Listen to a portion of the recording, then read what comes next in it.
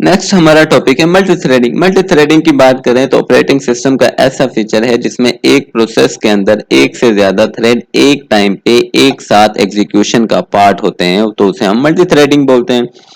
बजाय के एक प्रोसेस की इंस्ट्रक्शंस को वन बाय वन एग्जीक्यूट किया जाए, मल्टी थ्रेडिंग के जरिए उस प्रोसेस को यानी उस बड़े टास्क को छोटे छोटे सब टास्क में डिवाइड कर दिया जाता है और हर टास्क उसके रिलेटेड थ्रेड को असाइन कर दिया जाता है एग्जीक्यूशन के लिए।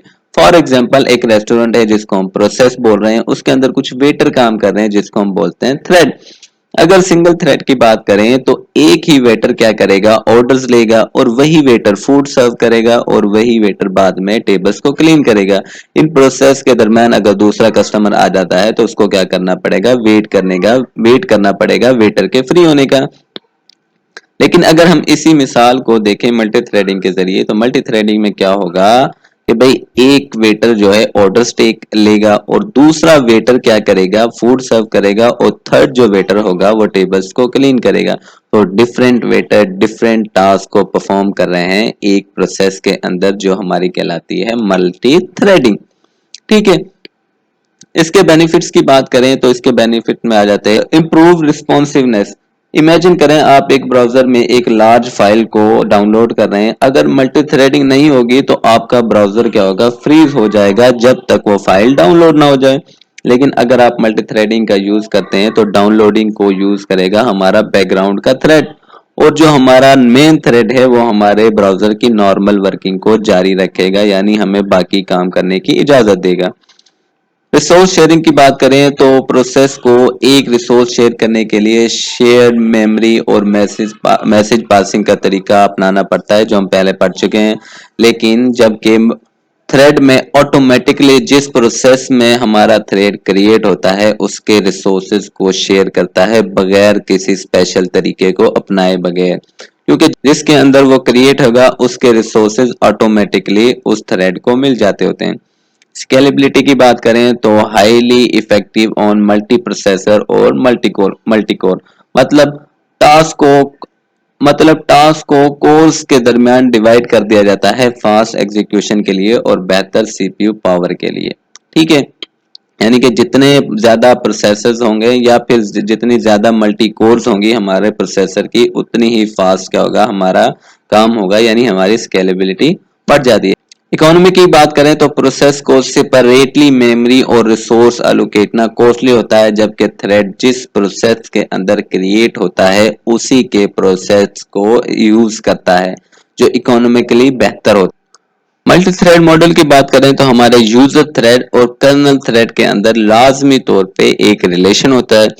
अब सवाल यह है कि हमने तो बात की थी हमारे यूजर थ्रेड क्रिएट, डिस्ट्रॉय, उनकी स्केजुलिंग, उनकी कॉन्टेक्स्ट स्विचिंग सारी का सारी यूजर स्पेस में होती है और यूजर लेवल थ्रेड लाइब्रेरी इनको मैनेज करती है। अब हम कर्नल के रिलेशन की बात कर रहे हैं तो ये दोनों बातें ठीक है।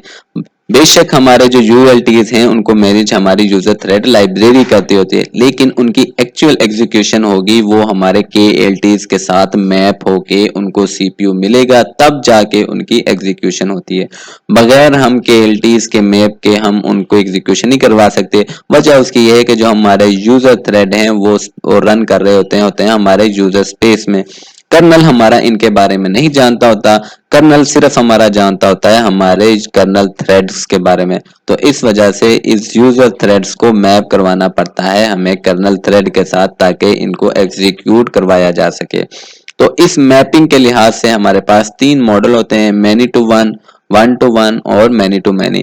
तो सबसे पहले आ जाता है हमारे पास मैनी टू वन मॉडल। इसमें क्या होता है, हमारे पास मैनी यूजर थ्रेड होते हैं और एक हमारे पास कर्नल थ्रेड होता है। तो many user mapped with a one kernel. ठीक है, अब हमारे जितने भी ये यूजर थ्रेड हैं हमारा कर्नल इनके बारे में नहीं जानता होता, हमारा कर्नल थ्रेड के साथ ये मैप होते हैं, हमारे कर्नल थ्रेड को जानता होता है हमारा कर्नल। क्योंकि हमारा कर्नल ही कर्नल थ्रेड को मैनेज करता होता है, क्रिएट डिस्ट्रॉय सारा कुछ उन्हीं ने करना होता है, लेकिन इन यूजर थ्रेड के बारे में नहीं जानता। इसी वजह से इन दोनों को मैप करवाया जाता है, इनके दरमियान में रिलेशन होता है। और अब इसकी मिसाल इस तरह है कि एक फोन कॉल है, एक लाइन है, अब ये 3 यूजर्स हैं जिनको फोन पे बात करनी है, तो एक टाइम पे एक ही यूजर बात कर सकता है। उसकी वजह ये है कि भाई एक हमारे पास लाइन है कम्युनिकेशन की, तो बाकियों को क्या करना पड़ेगा, वेट करना पड़ेगा। अब इसके डिसएडवांटेजेस क्या हैं कि भाई ब्लॉकिंग इशू, अगर फॉर एग्जांपल एक यूजर एक बात करने में बहुत ज्यादा टाइम लगा देता है, यानी कि ब्लॉक हो जाता है, तो बाकी भी क्या हो गए, उसकी वजह से ब्लॉक हो गए, बाकी भी अपना काम नहीं कर सकते, बाकी भी बात नहीं कर सकते। इससे नो ना तो इन पैरेलल काम करते हैं, क्योंकि वन बाय एक ही कम्युनिकेशन चैनल है, एक टाइम पे एक ही बात कर सकता है। उसके बाद वन टू वन मॉडल की बात करें तो each user thread is directly map to a kernel thread, यानी कि ये हमारे पास कितने थ्रेड हैं, 3 यूजर थ्रेड हैं, तो फिर कर्नल भी कितने हो गए, 3 हो गए। अब ये वन बाय वन डायरेक्टली एक दूसरे के साथ मैप होते होते हैं। ठीक है, अब इनमें क्या होगा कि अगर एक थ्रेड ब्लॉक हो भी जाता है, या फिर एक या ये वाले ये आपस में ब्लॉक हो जाते हैं, तो ये वाले क्या करेंगे, अपनी एग्जीक्यूशन को जारी रखेंगे। ठीक है, वो दूसरे की एग्जीक्यूशन के ऊपर असरअंदाज नहीं होंगे। If user thread block the other thread continue running, ठीक है, एक ब्लॉक हो जाता है, ये वाला ब्लॉक हो गया, तो दूसरे वाले अपनी वर्किंग को जारी रखेंगे। इसमें डिसएडवांटेज क्या है, ओवरहेड हो जाता है कि भाई अब ये 3 है, हो सकता है कोई चौथा क्या हो जाए, थ्रेड आ जाए, तो मुझसे उसके लिए क्या करना पड़ेगा, एक और कर्नल जनरेट करना पड़ेगा, कर्नल थ्रेड उससे मैप करवाने के लिए। तो ये इसका डिसएडवांटेज है। उसके बाद आता है हमारे पास many to many model. Many to many model में हमारे पास मैनी यूजर थ्रेड होते हैं और मैनी ही कर्नल थ्रेड होते हैं, और इनको आपस में मैप करवाया जाता है। अब इनकी मैपिंग की जो जिम्मेदारी होती है वो हमारी होती है थ्रेड लाइब्रेरी की। अब इनमें से कौन सा यूजर थ्रेड, कौन सा कर्नल थ्रेड इसको मैनेज करेगा, वो हमारी जिम्मेदारी होती है हमारे थ्रेड लाइब्रेरी की। ठीक है, अब हो सकता है इन दो थ्रेड्स को हमारा कर्नल वन जो है मैनेज कर रहा है, तो इनके दरमियान स्विचिंग भी पॉसिबल होती है, वो भी जिम्मेदारी हमारी थ्रेड लाइब्रेरी की ही होती है। ओके, तो ये था आज का हमारा टॉपिक। कोई क्वेश्चन हो तो लाजमी पूछेगा, सब्सक्राइब लाजमी कीजिएगा। ओके।